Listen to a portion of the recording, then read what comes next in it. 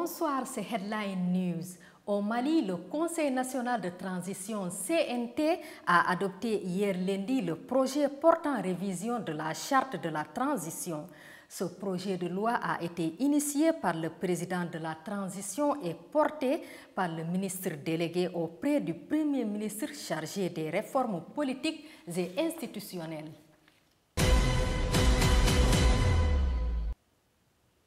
Au sud-ouest du Burkina, l'explosion d'une mine artisanale fait 59 morts et plusieurs dizaines de blessés. Une enquête a été ouverte pour situer les causes exactes de cette explosion. Une enquête plus approfondie permettra de comprendre l'origine de ce drame, a déclaré le haut-commissaire de la province de Poni qui s'est rendu sur les lieux. Mais les autorités parlent jusqu'à présent d'un accident qui s'est produit lundi après-midi sur le site d'orpaillage de Gongombiro, dans le sud-ouest du Faso. Au départ, une source hospitalière avait fait état de 55 morts, disant avoir aussi recensé une cinquantaine de blessés, dont des femmes et des enfants, mais prévoyant un bilan final plus lourd. En effet, 63 morts et une soixantaine de blessés. C'est le nouveau bilan dressé mardi par le procureur du Faso près le tribunal de grande instance de Gawa. La sécurisation des sites d'orpaillage reste un défi au Burkina, selon le secrétaire permanent de l'initiative pour la transparence dans les industries extractives, une structure chargée de promouvoir la bonne gouvernance dans ce secteur. Il est au micro de notre correspondant à Ouagadougou, Lamine Traoré. Ça pose un problème. Le problème d'abord de la sécurisation de nos sites d'orpaillage, l'encadrement de nos sites, de nos acteurs du site et surtout le non-respect de la réglementation liée à l'exploitation et des sites d'orpaillage. Sinon, puisqu'il semble c'est lié à des explosifs qui ont pris à la suite d'un incendie. Vous savez, il y a une réglementation en la matière, il y a une loi, la loi 051, qui réglemente, et même des décrets d'application, qui réglementent le transport, l'exportation des produits liés à l'exploitation minière. Donc, quand ce n'est pas respecté, normalement, pour ce qui est vraiment des sites d'orpaillage, ces produits ne devaient pas y figurer. Ne devait pas exister sur le site. Selon un habitant, l'explosion de lundi a laissé des scènes d'horreur, outre le lourd bilan de plusieurs dizaines de morts. Environ 400 militaires africains participent aux exercices Flintlock actuellement en Côte d'Ivoire. Il s'agit d'exercices militaires américains. Récit de Ginny Kapumbu-Villa. Le contre-amiral Jamie Sands, commandant des opérations de l'armée américaine en Afrique, a lancé dimanche en Côte d'Ivoire l'exercice militaire Flintlock, rassemblant plusieurs armées africaines et occidentales.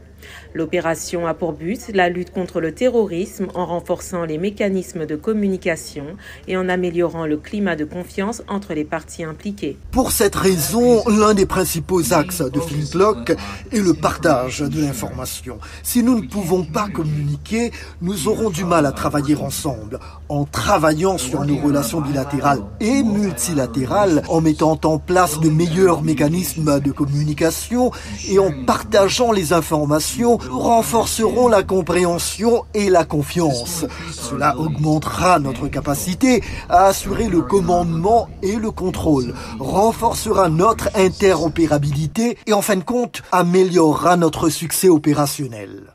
Outre celle des États-Unis et de la Côte d'Ivoire, Flintlock rassemble les armées du Ghana, du Cameroun et du Niger, avec le soutien du Canada, de la France, des Pays-Bas, du Royaume-Uni, de la Norvège et de l'Autriche. Flintlock renforce notre capacité à contrer les organisations extrémistes violentes, à collaborer au-delà des frontières et à assurer la sécurité de nos populations. Les ennemis de la stabilité et du progrès ne reconnaissent pas les frontières, ce qui rend notre collaboration encore plus importante. Aucun d'entre nous ne peut résoudre ces problèmes seul. Cet exercice se tient juste après l'annonce par la France du retrait du Mali, de sa force Barkhane et de la force européenne Takuba, qui doivent se redéployer dans d'autres pays de la région, notamment le Niger. Selon l'ambassadeur des États-Unis en Côte d'Ivoire, rien ne peut s'accomplir sans le soutien de la population. Car la clé de la réussite, c'est le soutien de la population. En effet, la règle numéro 1 de la contre-insurrection, c'est qu'il faut que ce soit vous et la population contre l'ennemi. Mais ce n'est pas tout. Lorsque l'État peut compter sur le soutien de la population, il peut encaisser de lourdes pertes et continuer d'avancer. Les exercices Flintlock s'achèveront le 28 février.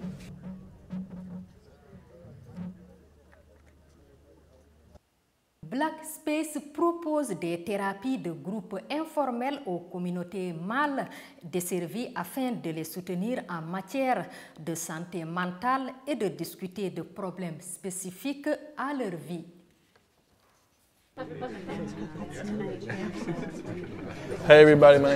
Salut tout le monde, je m'appelle Corey Phelps. Darius et moi ainsi que le Dr Knox avons en quelque sorte lancé cette initiative parce que nous avons vécu notre propre angoisse mentale. J'ai dit à tous mes amis, vous avez besoin d'un thérapeute et l'une de ces personnes a fini par être Darius. Je suppose que la plus grande chose avec Black Space, c'est juste, vous savez, j'ai dirigé beaucoup de manifestations tout au long de l'été, 4 à 5 000 personnes jusqu'à présent. Et quand j'étais dans les manifestations, en parlant à 4 000 personnes, j'ai pleuré devant la foule.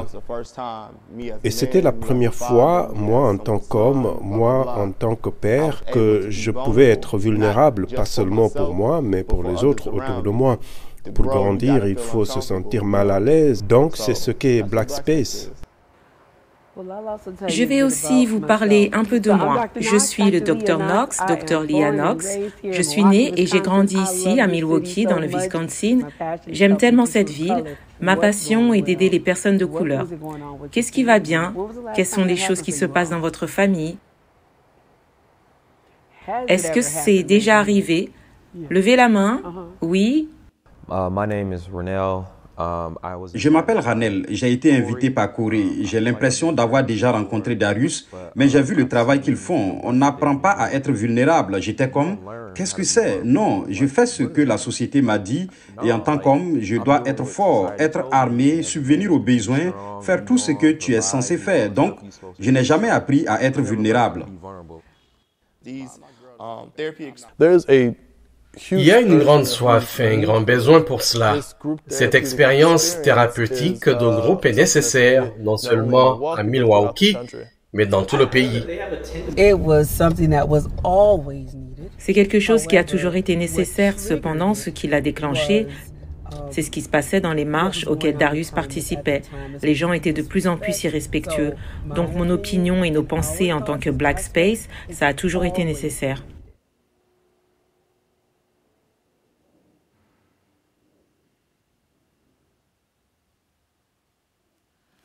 Headline News, c'est fini. Merci de nous avoir suivis. Restez sur BNews International. L'info y est contenue. La suite de nos programmes, c'est dans un instant. Bonsoir.